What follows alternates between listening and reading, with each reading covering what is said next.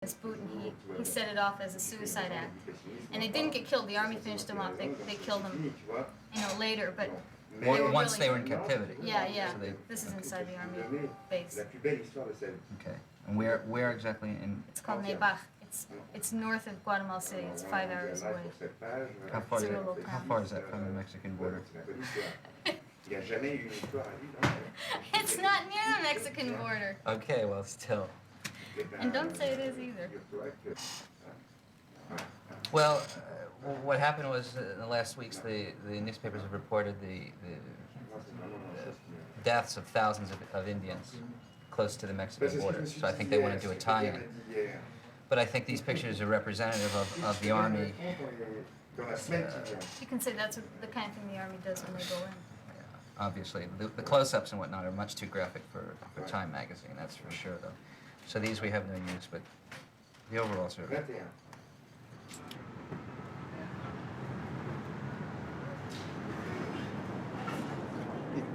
Recently, the massacres in Beirut got tremendous international coverage. Yet, on an objective scale, as far as the number of people killed, a few hundred people killed, that happens every week or two in a place like Guatemala.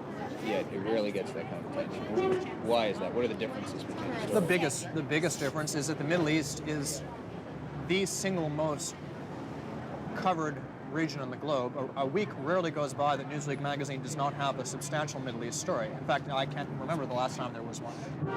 And this really gets down to the straight. It's a professional principle of journalism rather than having anything to do with politics. If indeed we could find a massacre of 500 people that happens in or near Guatemala City on Friday and we hear about it on Saturday, you can be sure it will be very heavily covered. It's the fact that it happened a long time ago, and you've got to go back and so you have someone come out and say 3 months ago this thing happened. It lacks the drama that they had in something like the Palestinian massacres in Beirut, where you could go in and there were these damn corpses. The essential difference is the number of the commitment that a news organization makes to covering a place. Because in Guatemala, if you had the presence of correspondents there, the 1/3 of what you had in a place like the Mideast. Guatemala is a very small place. Yeah, there have been massacres an hour away from With most of the massacres, City. you could be in that little town within 35 minutes, within 1 hour, and it could have happened the day before, and you could do the same. The difference is the correspondents simply aren't there because an overall news judgment has been made that it's not nearly as important an issue. I'm a freelance reporter and just came back from Guatemala, and I have an interview with an American military man there. Who's doing the same thing that the advisors are doing in El Salvador. And I wanted to find out if you might be interested in renting that. Okay. Mm-hmm. Well, what would you what would you want to do then? I'm in New York at the moment. Yes.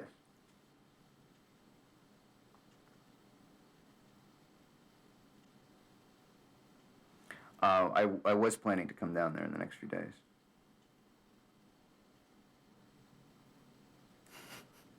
That's good.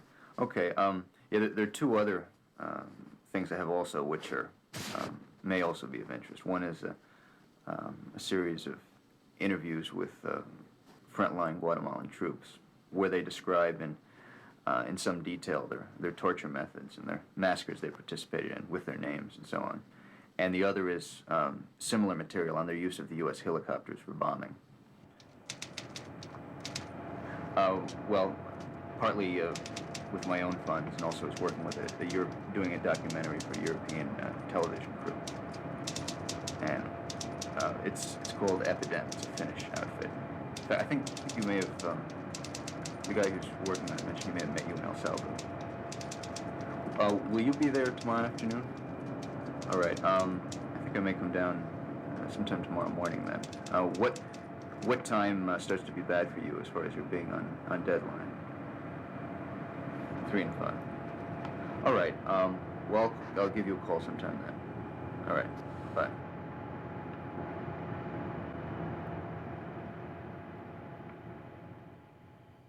These are the the suspected guerrillas who blew themselves up, Yeah, or those tried are- to blow themselves up. It is a little graphic. I mean, it's a little bit. It's strong for us, but we've run things like that before. I mean, that's an effective picture. I wish somebody would use it. Yeah, well, it's really pretty good. Now, I think what we need, okay, well, you start out with a picture like that. You start out with a story about, now Amnesty International says that this is, over the last several months, that they've killed, I think it was 2,600, tortured and killed 2,600 people. And obviously the story you want to do is showing what's going on in Guatemala, that Rios Montt, who's this, professes to be a born-again Christian, is in fact commander-in-chief of an army that's absolutely terrorizing and murdering the population.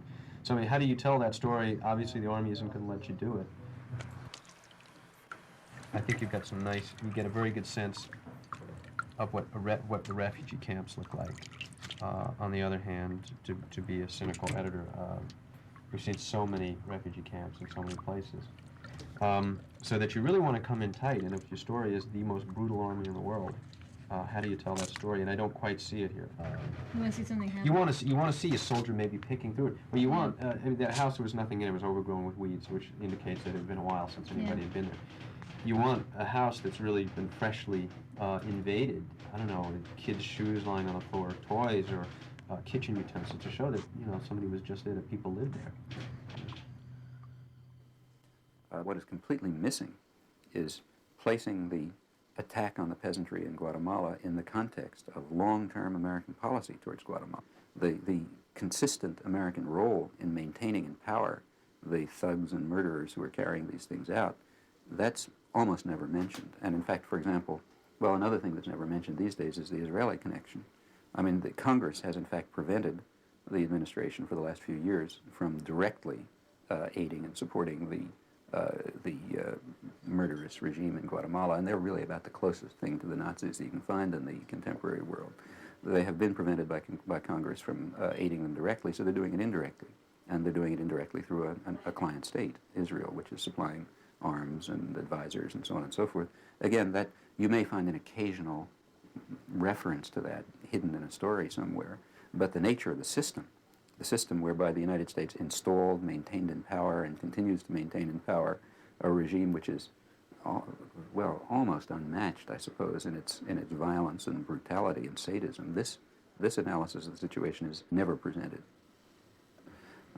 The media are major corporations. In fact, in terms of, say, employment, the major corporate media are among the major employers in the country, and they are, in fact, central corporations. So it's their ownership and management naturally reflects corporate interests. Those are the circles from which it comes, and it's not at all surprising that they reflect those interests. You mean a general corporate way of thinking? A kind of a mentality which accepts the framework of assumptions of corporate America, which means also the government, because the linkage is so close. It's one thing for the media to simply follow the state line in a rather passive manner, as you described, but it's something else for them to see themselves as participants in a high-level dialogue with the state, which I think they very much see themselves as. Yes, but and certainly accept all the basic assumptions, no question about that, but feeling that they have to be somehow convinced of basic policies, and generally going along, but occasionally dissenting and trying to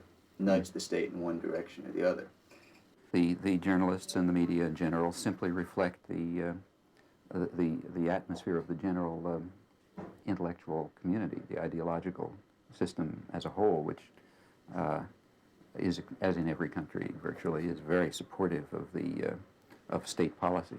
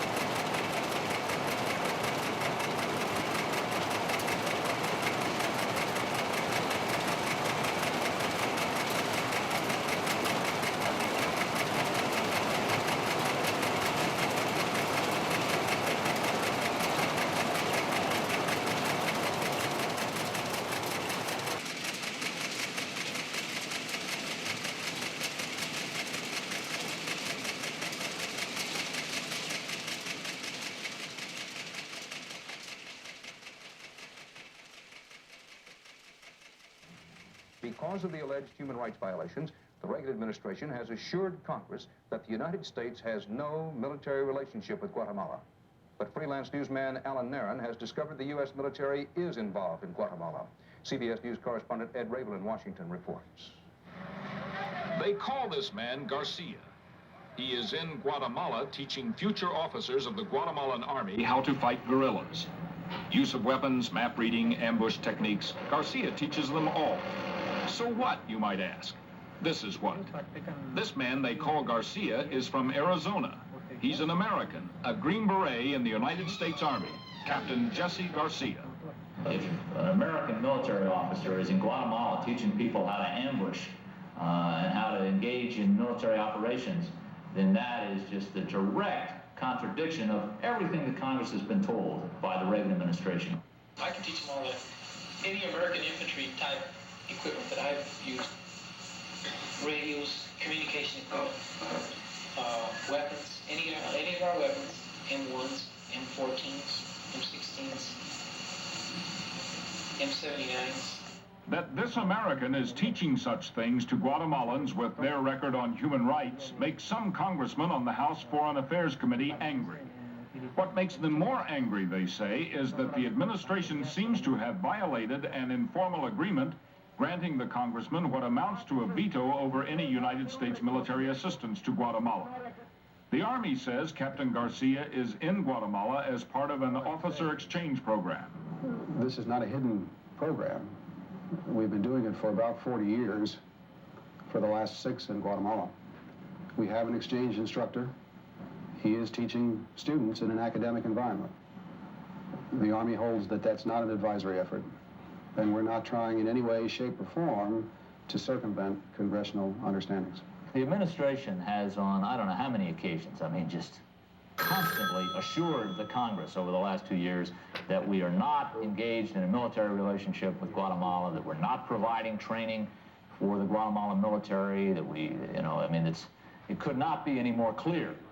In addition to the Garcia case, the congressmen are worried about the proposed sale of $3 million worth of spare parts to Guatemala for its military helicopters.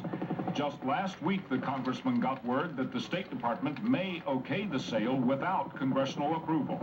I think if the administration goes forward with the proposal to sell military equipment to the government of Guatemala without the approval of those of us in Congress who entered into this agreement with them, it'll be a very direct breach of faith with the Congress.